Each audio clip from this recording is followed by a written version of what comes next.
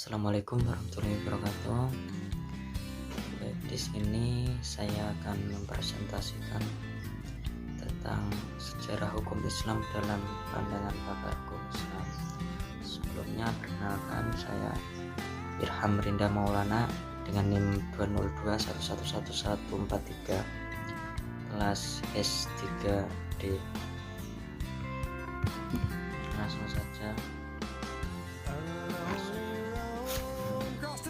Pemikiran hukum Islam adalah bahwa konsep hukum-hukum Islam dibatasi ruang dan waktu, yakni hukum Islam sebelum periode Umayyah dengan karakteristik hukumnya yang bersifat normatif sebagai hukum suci, dan pembatasan hukum Islam pada akhir pemerintahan Umayyah yang bersifat teknis dalam tata cara hukum pasif. Menurut konsepsi Islam, pembahasan hukum Islam tidak terlepas dari terminologi fikih dan syariah dari sejarah keduanya. Pada masa awal Islam, kata fikih dipergunakan sebagai pemahaman terhadap hukum-hukum agama secara keseluruhan, yakni semua hukum yang disyariatkan oleh Allah untuk para hamba-hambanya, baik yang berhubungan dengan keimanan, keyakinan, dan yang berkaitan dengannya, atau berupa hukum-hukum kewajiban pemerintah, larangan, atau pilihan. Pada masa itu, kata fikih sinonim dengan kata syariah. Di sini dijelaskan konsep hukum Islam pada masa awal Islam itu kata fikih digunakan sebagai pemahaman hukum agama secara keseluruhan. Jadi semua pemahaman agama menurut fikih pada masa awal ini mencakup semuanya tentang agama, baik tentang hukum yang disyariatkan oleh Allah untuk para hamba-hambanya, baik yang berhubungan dengan keimanan, keyakinan, dan yang berkaitan dengannya.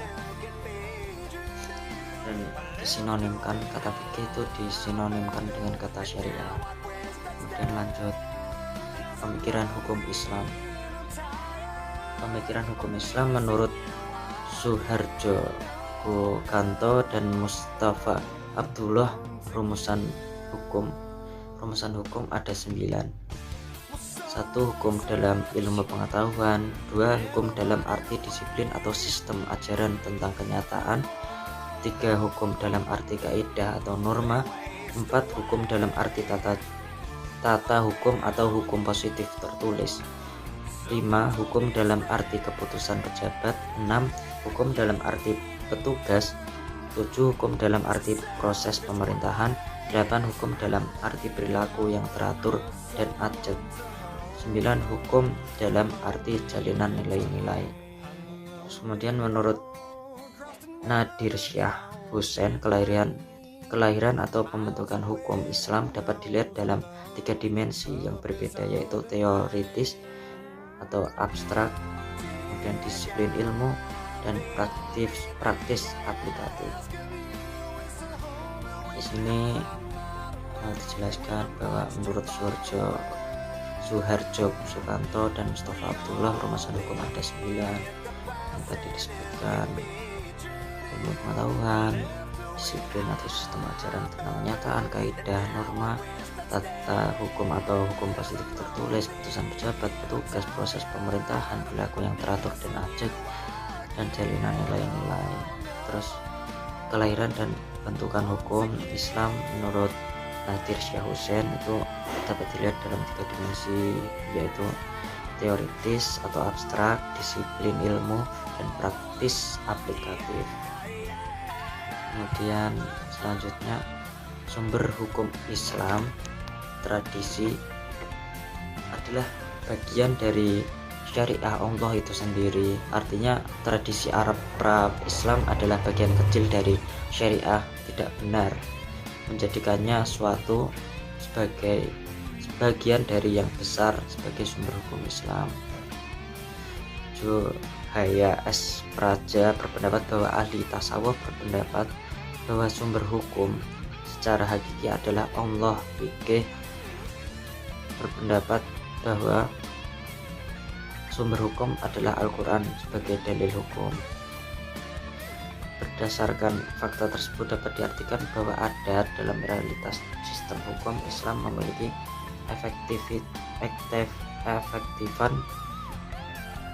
keefektifan yang sangat besar dan penting. Selanjutnya yaitu sumber hukum Al-Quran.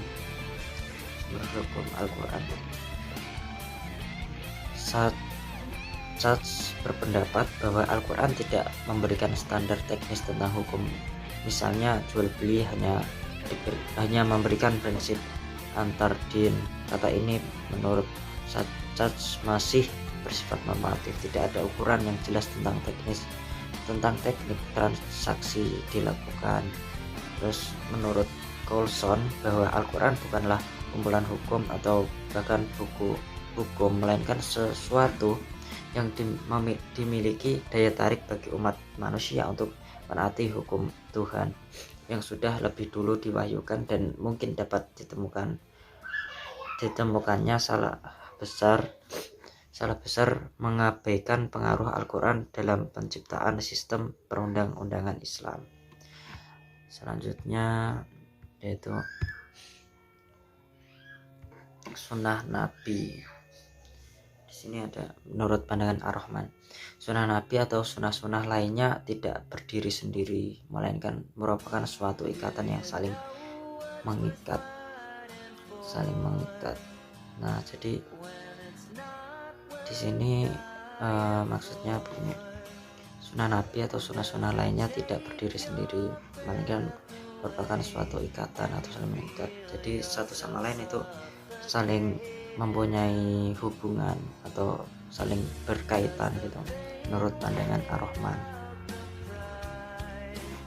Terus isnad, menurut Mustafa Az-Zami, isnad telah digunakan secara insidental dalam sejumlah literatur di masa pra-periode Islam.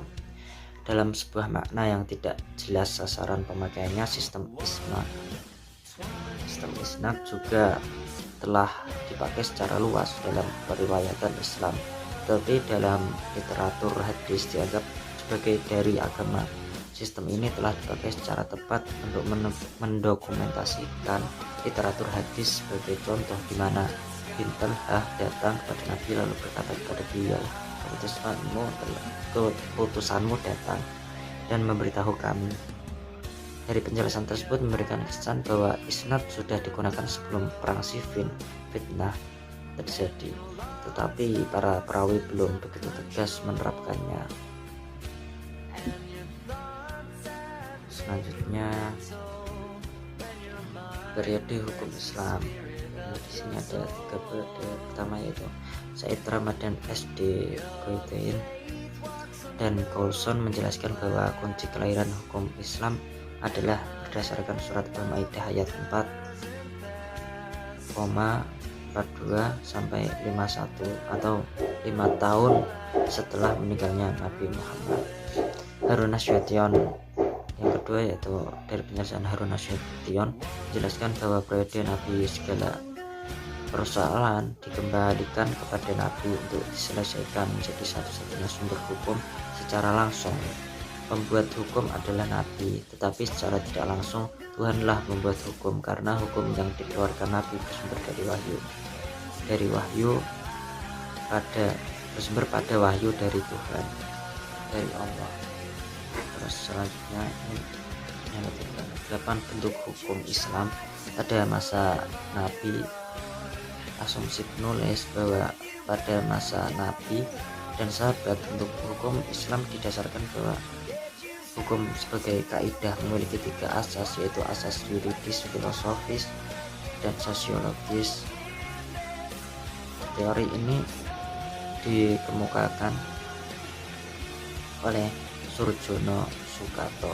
Berdasarkan landasan 3 asas tersebut terwujud dalam pada masa Nabi Muhammad dan masa sahabat. Bagaimana dalam Al-Quran dan Al-Hadis dapat dikatakan bahwa hukum pada kedua masa tersebut telah berbentuk secara teknis. Selanjutnya, hukum dalam Al-Quran. Al-Quran dapat dibedakan menjadi dua, yaitu ibadah dan muamalah. Ibadah adalah salat, zakat, haji, nazar. Adapun muamalah adalah hukum yang bertujuan untuk membangun keselarasan hubungan manusia dengan manusia. Bentuk hukum lainnya adalah pembagian harta pusaka seperti yang telah dilakukan oleh Arab pra-Islam yang diwariskan oleh nenek moyang mereka. Terdapat ketentuan utama bahwa anak-anaknya dan perempuan tidak berhak mendapatkan harta pusaka. Syarat memasuki pada zaman Arab jahiliyah adalah 1. Pertalian kerabat atau korobah. Yang kedua, setia janji atau mukhalafah. 3. Adopsi atau tabani. Pada zaman awal Islam, setelah Nabi Muhammad dan sahabat hijrah ke Madinah, selain pertalian nasib atau kerabat, terdapat 3 sebab dapatnya harta pusaka, yaitu adopsi hijriah dan persaudaraan antara muhajirin dan ansar. Dari pembahasan di atas dapat disimpulkan bahwa berasal dari aturan Al-Quran dan modifikasi dari tradisi. Selanjutnya, metode pemikiran hukum Islam. Metode pemikiran hukum Islam menurut Juhaya S. Praja, hukum Islam berdimensi uluhiyah, dalam arti ia adalah bagian dari agama paling. Tidak ada 4 pendekatan yang harus digunakan dalam penelitian tersebut. 1. Pendekatan teologi filsafat. 2. Sejarah dan ilmu-ilmu sosial. Di samping itu, pendekatan bahasa merupakan alat untuk pelengkap pendekatan tersebut. Sedangkan menurut Jihasa, mengungkapkan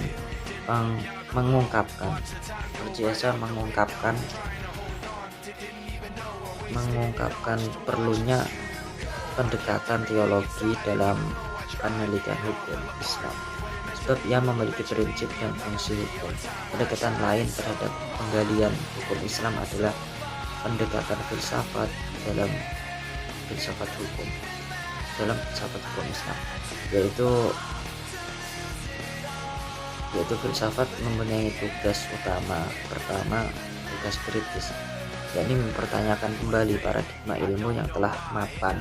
Kedua, tugas konstruktif, yakni menjawab masalah-masalah yang tidak terpisahkan oleh ilmu, bahkan menyatukan kembali ilmu-ilmu yang telah berjalan sendiri-sendiri, seolah-olah tidak ada keterkaitan antara satu ilmu dan ilmu lainnya.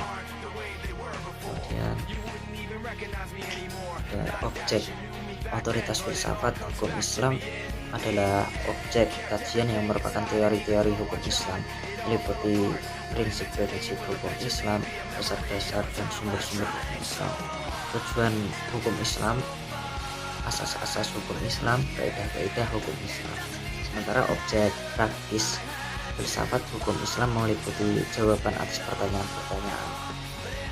Kegunaan filsafat hukum Islam terhadap penelitian hukum Islam adalah menjelaskan dan memberi pengetahuan hukum Islam secara utuh pada yang mengkajinya. Dengan demikian, pendekatan filsafat hukum Islam identik dengan istilah maqasid asyariah. Menurut Kholis Majid menamakan istilah keduanya menurut mekanisme hukum tertumpu pada 21 usul fikih. Yang kedua maqasid syariah. Kemudian selanjutnya, merujuk pada perbedaan-perbedaan tersebut, Suharjo Sukanto setuju terhadap perbedaan antara hukum formal dan hukum material. Menurutnya, perbedaan ini melahirkan rasionalisasi hukum, dimaksudkan sebagai keseluruhan sistem teori hukum yang aturan-aturannya didasarkan hanya pada logika hukum tanpa mempertimbangkan unsur-unsur lainnya. Di luar hukum, sebaliknya, hukum material memperlihatkan unsur-unsur non-yuridis seperti nilai-nilai politik, etis, ekonomi, atau agama. Yang terakhir, menurut Surjono Sukanto, bahwa kelemahan pokok dari sejarah terletak pada konsepnya mengenai sangat abstrak. Dengan pendapat senada dengan pendapat di atas, dengan redaksi berbeda, Raja mengatakan bahwa pendekatan sejarah memang penting dalam menggali fakta dan nilai yang hidup di masyarakat. Tetapi pada akhirnya sejarah harus berbicara fakta yang dengan sendirinya nilai-nilai menjadi terabaikan, yang diakui bahwa pendekatan sejarah penting dilakukan untuk belakang dikeluarkannya hukum tersebut. Fr. Garnish, sejarah memang penting digunakan untuk mengetahui sejarah memang penting digunakan untuk mengetahui setting season historis suatu hukum dalam realitas masyarakat. Tetapi persoalannya adalah sejarah mengandung masa lampau yang bisa jadi data-datanya masih mengandung event spekulatif. Oleh karena itu, menurut analisis penulis, memahami hukum Islam tidak hanya bisa didekatkan dengan kedua pendekatan sebagaimana dilakukan oleh Street. Catatan sejarah dalam ilmu-ilmu sosial, dalam hal ini sosiologi hukum, pendekatan yang komprehensif yang melibatkan semua pendekatan seperti pendekatan teologi, filsafat, sejarah, dan ilmu-ilmu sosial. Di samping secara spesifik didekatkan pula dengan dua pendekatan bahasa dan syariah. Sekian penjelasan dari saya mengenai sejarah hukum Islam dalam pandangan pakar hukum Islam. Apabila ada salah kata atau ada kurangnya, saya mohon maaf yang sebesar-besarnya.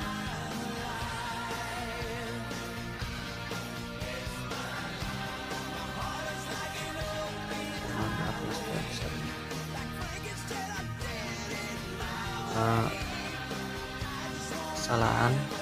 Segala kesalahan murni dari saya sendiri, dan segala kesempurnaan murni hanya milik Allah Subhanahu wa Ta'ala.